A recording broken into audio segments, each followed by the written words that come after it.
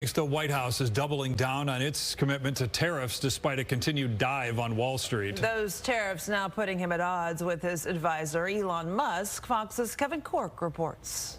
Stocks closed lower Monday, the market dropping for a third straight day.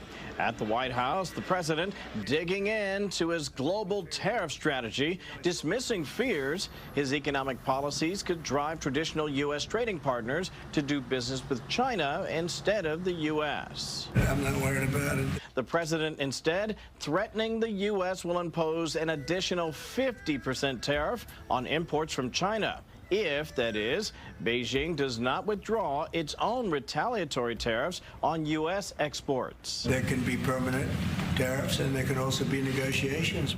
Meantime, on Capitol Hill, a congressional bill is gaining steam aimed at giving Congress the ability to override a presidential tariff. It should be an up-down vote.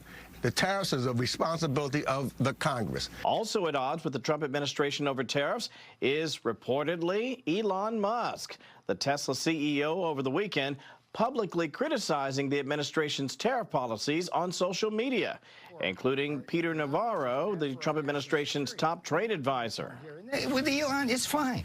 He's a car man. He's a car person. That's what he does. And he wants the cheap foreign parts, and we understand that. But we want him home. This, as Mr. Trump's Treasury Secretary insists, dozens of countries are now reaching out to the administration to begin trade negotiations. It's going to be a busy April, May, maybe into June. In Washington, I'm Kevin Cork, Fox 4 News.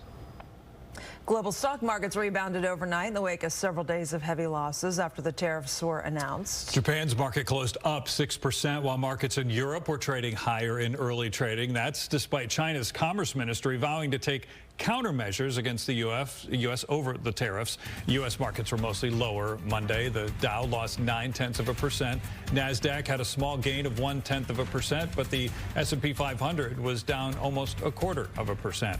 However, stock futures, well, pointing to a sharply higher opening on Wall Street this morning. The Dow, NASDAQ, and S&P 500 are all poised to gain well over 2% when markets open at 8:30 our time.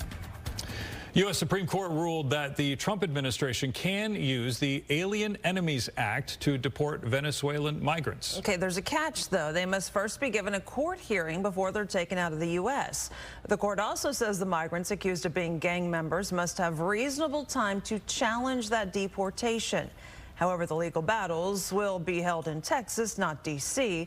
Supreme Court decision did not address whether or not the Trump administration is properly using the 18th century wartime law.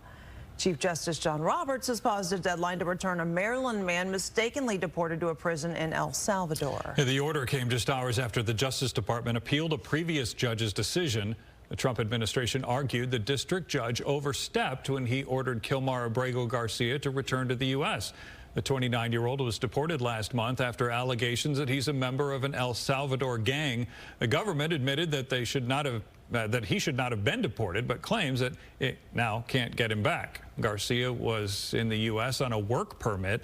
He's also married to a U.S. citizen and has a child.